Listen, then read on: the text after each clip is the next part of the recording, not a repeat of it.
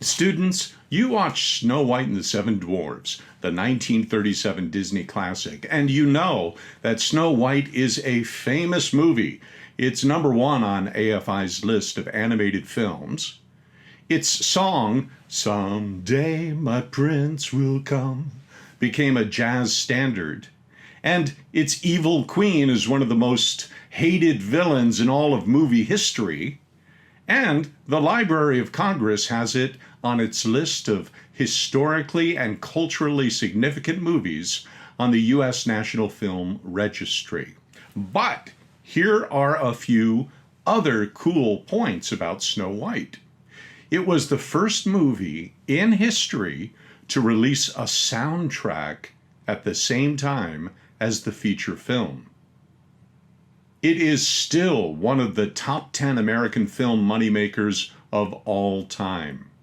Snow White inspired MGM to do The Wizard of Oz in 1939, and Max Fleischer to do Gulliver's Travels the same year.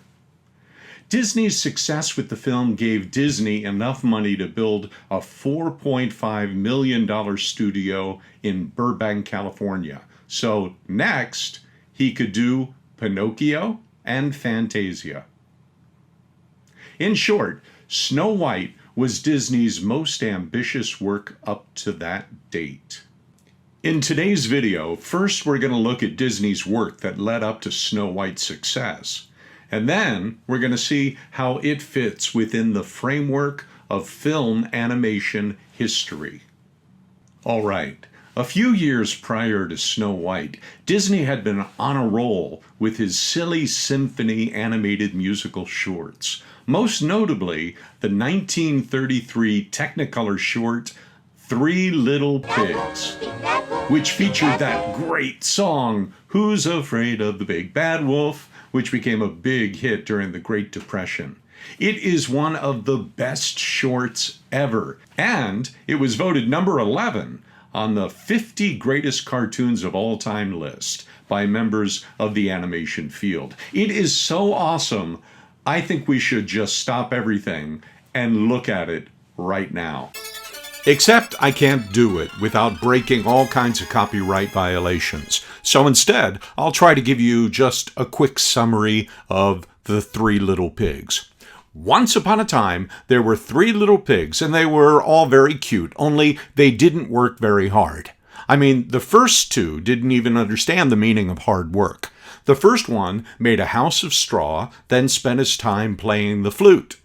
The second one quickly made his house of twigs so he could go out and play the fiddle. But the third little pig was Yabai Majime, very, very serious little pig who went to construction school and got a degree in engineering and made his house out of bricks. And he rarely spent time playing at all. One day, the big bad wolf was in the film, and he was hungry for ham sandwiches. And he was a big badass wolf who could huff and puff and blow your house down, and that's exactly what he did with the first little pig.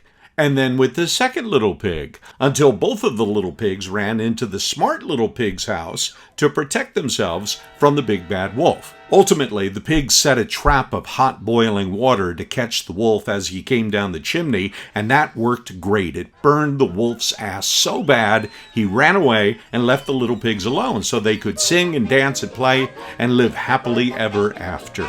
The end.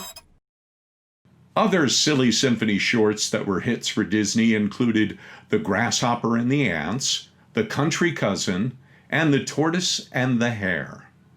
In all, Disney Productions made 75 shorts between 1929 and 1939, watched in movie theaters by millions of Americans every week.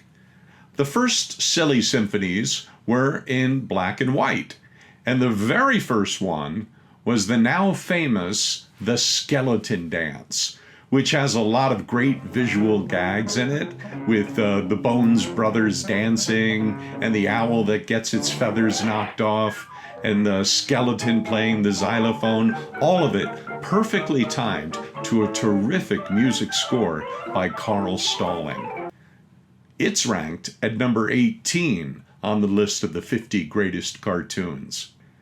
So, the Silly Symphonies were a success, and it was during roughly the same period that the first Mickey Mouse cartoons were shown. 10 months before The Skeleton Dance came the premiere of Steamboat Willie, an animated short I'm sure that you've heard of. Now, here are some cool facts about Steamboat Willie. First, the title comes from a parody on Buster Keaton's recent film, Steamboat Bill Jr. It debuted at a theater in New York City in November 1928. It was the screen debut of Mickey Mouse, who became Disney's most famous character. And it was the first Disney cartoon with synchronized sound, where the sound that goes with the picture is recorded onto the film strip carrying the picture.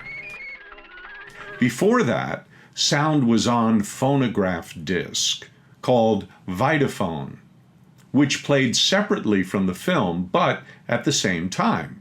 So, Steamboat Willie had sound comprised of sound effects, music, and voice, and the voices were done by Walt Disney himself. Now, I would love to show you the entire cartoon of Steamboat Willie, but the folks at Disney would never allow anyone on YouTube to play it in its entirety. So that's why I'm talking over the film and not playing any audio. Sorry. Some version of Steamboat Willie have been edited to remove some of Mickey's actions, because he was hurting animals. People thought that that might be animal cruelty. The unedited version includes Mickey pulling the cat's tail, stepping on the cat, and swinging the cat over his head by the tail. In 1998, Steamboat Willie was inducted into the National Film Registry. So it's among The Gold Rush, The Wizard of Oz, Snow White and the Seven Dwarfs, and other films that we've studied in this class so far. I know you love Mickey Mouse. Mickey Mouse, however, wasn't Disney's first starring character. Before Mickey, before Silly Symphonies, Disney's star was Oswald, the Lucky Rabbit. This is Oswald in the 1927 short, The Mechanical Cow. Note Oswald's resemblance to Mickey Mouse. I mean, it's like they could be brothers or something. Oswald and Mickey were both drawn by Disney animator Ub Iwerks, who was considered to be one of Walt Disney's closest friends. And before Oswald, Disney had a series they called the Alice Comedies, which starred not an animated, but an actual live figure girl named Alice, who appeared with other humans and then appeared in cartoons within the short. Occasionally, she'd be seen with this guy called Julius the Cat.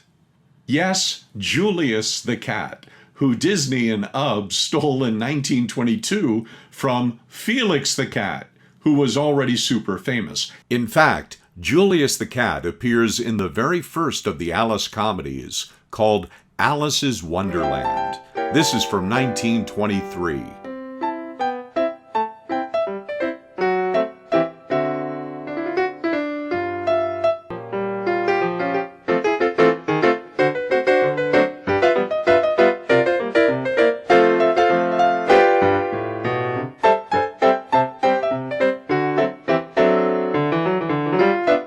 And Julius the Cat also appears in the very first Disney short ever, called Little Red Riding Hood. This is from the Laugh-O-Gram series that Disney did in 1922.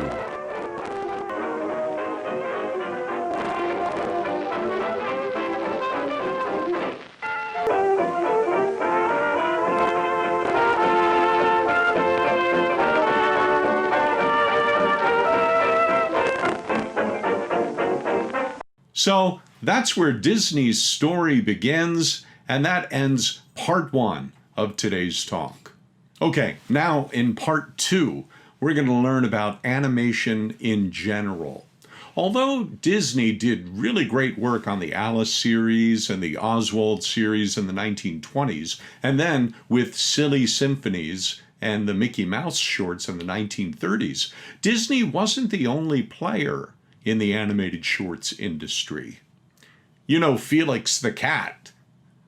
I mentioned him before, right? Felix the Cat was created by Otto Mesmer, who worked for Pat Sullivan Studios. Felix the Cat debuted in 1919 in a Paramount Pictures short called Feline Follies. Felix was popular until he failed to make the transition to sound animation like Disney did in 1929. Also popular was the animation work by Max Fleischer, who did the Out of the Inkwell series, which ran throughout the 1920s. The series brought us Coco the Clown.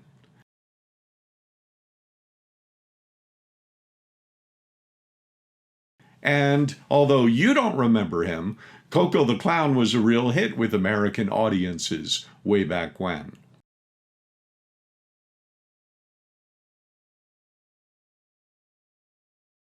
Also, Fleischer's Inkwell Studios produced sound cartoons. From 1924 to 1926, they released 19 sound cartoons as part of their Song Cartoons series. This one was particularly popular because every American knew the song, My Old Kentucky Home.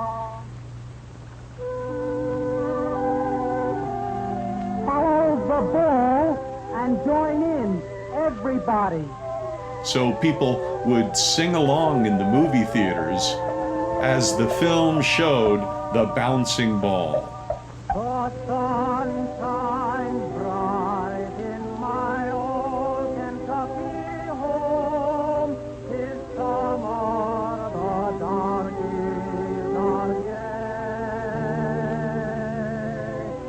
The corn tops rise and the meadows all in bloom, while the birds make music all the day. Follow the bouncing ball. Note that the shorts in this series had sound on film, or synchronous sound, 4 years before Disney appeared with it in Steamboat Willie. In the 1930s, Fleischer went on to make Betty Boop famous. You've seen Betty Boop before. You know, the caricature of the 1920s flapper.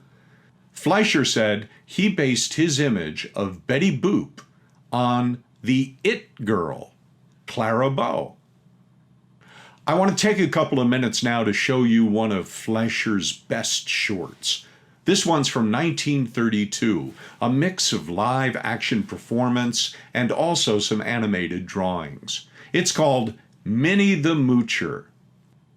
Note the way that singer Cab Calloway dances at the beginning, and I want you to remember it because you're going to see it again. Fleischer used Calloway's dance style to make the animated monster within the cartoon dance around.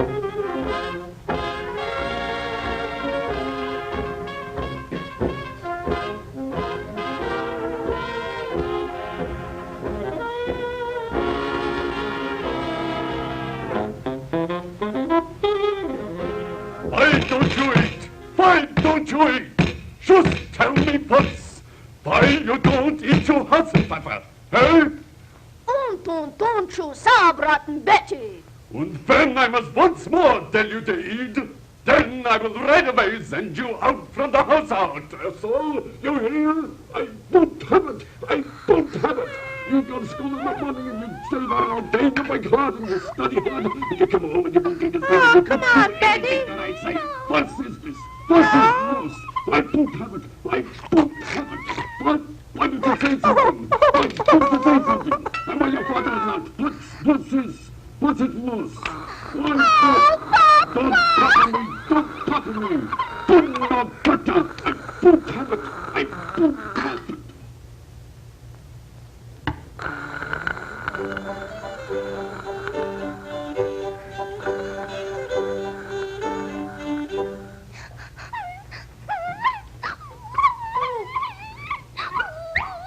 What's the matter? They always pick on me. They never let me be. I'm so very lonely, awfully sad. It's a long time since you've been glad. But I know what I'll do. By and by, I'll eat some worms and then I'll die. And when I'm gone, you wait and see. They'll all be sorry that they picked on me.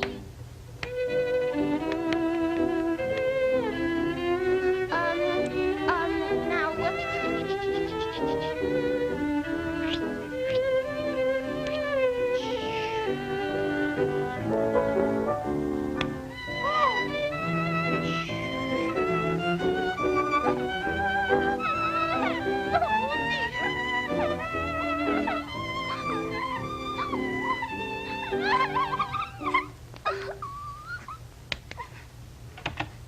Hello, Bimbo.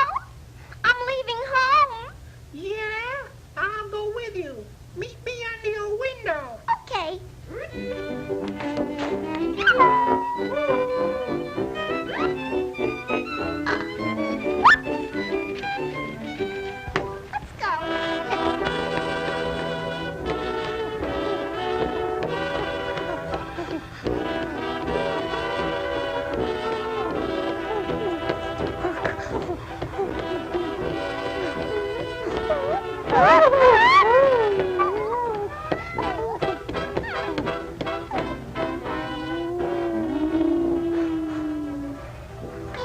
I'm not afraid. Are you, Bimbo? No.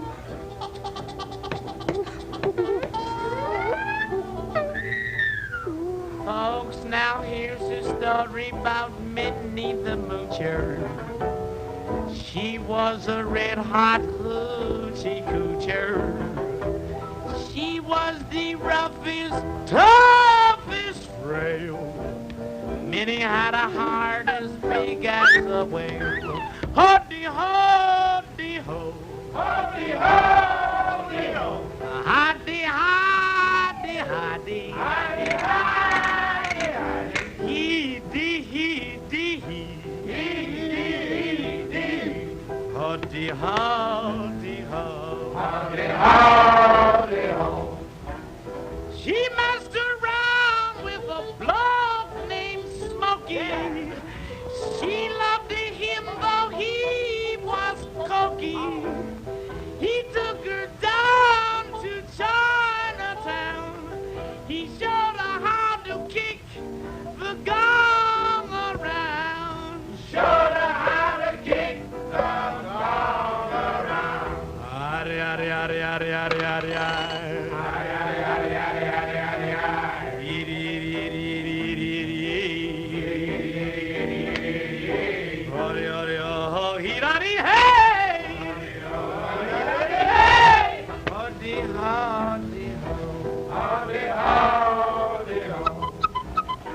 She had a dream about the King of Sweden.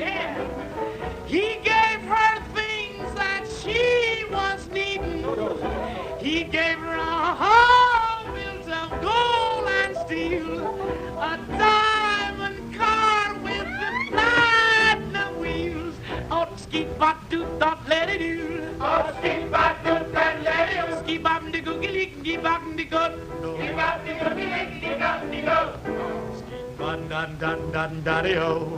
Dun dun dun dun daddy ho. Hoddy hoddy ho. Hidey hidey ho. He gave his townhouse and his racing horses. Each meal she ate was a dozen courses. She had $1 million worth of nickels and dimes. She sat around and counted them all 1,000,000 times. Oh, dee-ho, dee-ho. Ho, dee-ho, dee-ho. Dee-ha, dee-ha. Ah, dee-ha, dee-ha.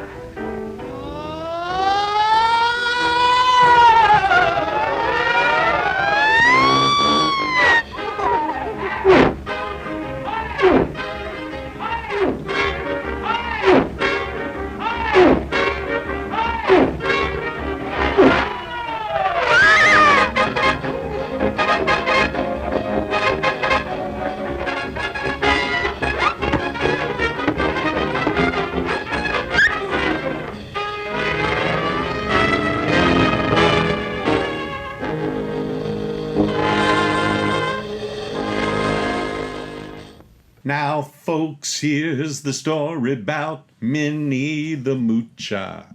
She was a red-hot hoochie coocher. I get no respect for my singing talent, you know? This short ranks at number 20 on the 50 greatest cartoons list. Okay, no presentation of the early days of animation in American film would be complete without talking about Windsor Mackay. There's a name that you've never heard of. Windsor Mackay was a famous cartoonist in his day. Mackay drew a full-page color comic strip every Sunday in the New York Herald newspaper in 1905. The name of it was Little Nemo in Slumberland.